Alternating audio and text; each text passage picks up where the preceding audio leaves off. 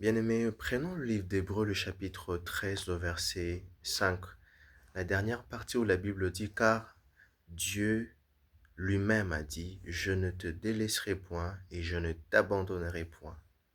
Est-ce que vous croyez véritablement en cette parole? Est-ce que vraiment vous croyez en cette parole que Dieu ne vous délaissera point et il ne vous abandonnera point?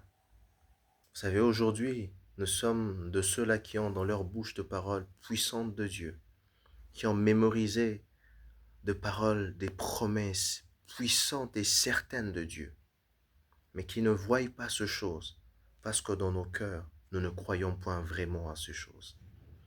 Dieu a dit, nous le croyons. Sa parole a dit, nous le confessons. Dans nos cœurs, nous ne croyons point vraiment. Une petite preuve de ce que je dis.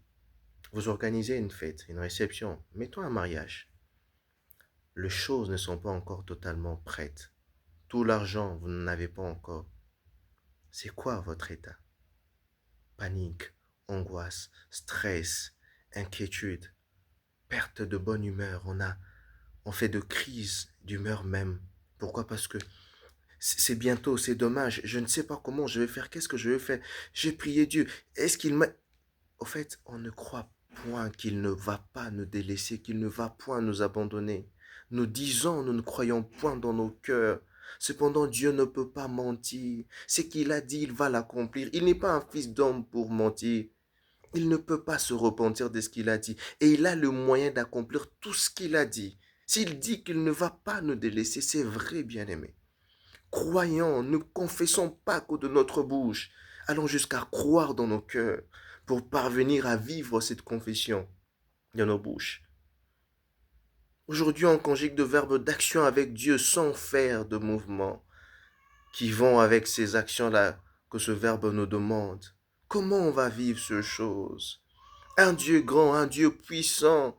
Mais si nous ne parvenons pas à croire dans nos cœurs, nous ne vivrons point ces choses.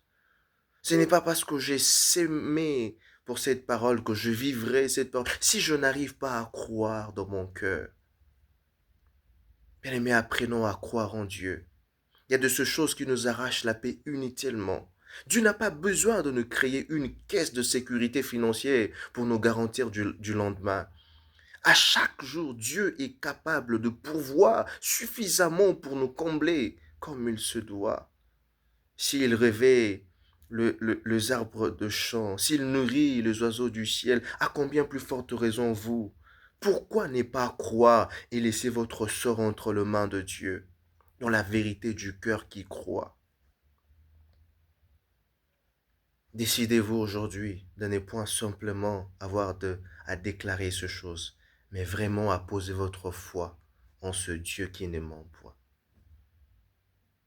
I put my faith in Jesus, my anchor to the ground, my open firm foundation will never let me down. Lord, have your way, Lord, have your way in me. Lord, have your way, Lord, have your way in me. À la mention de ton nom, tout genou fléchit, toute langue confesse Jésus.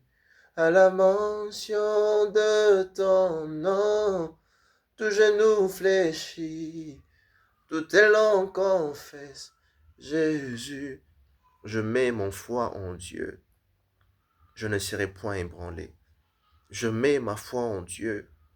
Je ne fléchirai point face aux situations de la vie. Je sais comment Dieu ne me délaissera point. Je sais comment Dieu ne m'abandonnera point. Alors je bannis de mon cœur les inquiétudes. Je bannis de mon cœur le panique. Je bannis de mon cœur les agitations. Je choisis de faire confiance au mon Dieu dans la vérité au nom de Jésus. Amen.